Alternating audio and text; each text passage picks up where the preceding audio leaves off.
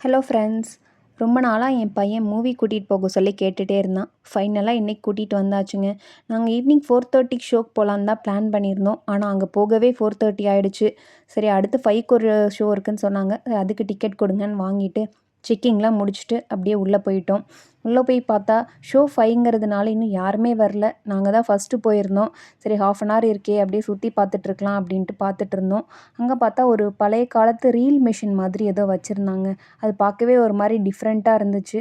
Reel மிஷினான்னு தெரில, பார்க்க அந்த மாதிரி தான் இருந்தது. அது அப்படியே சும்மா கொஞ்ச நேரம் சுற்றி பார்த்துட்ருந்தோம்.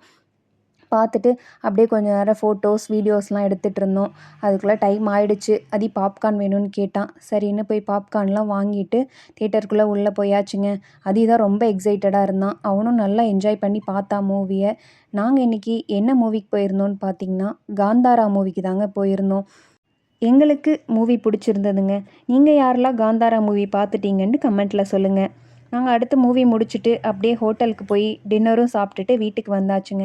எங்களோட சண்டே இப்படி தாங்க போச்சு. நாளைக்கு இன்னொரு வீடியோவில் பார்க்கலாம். அது வரைக்கும் பாய்.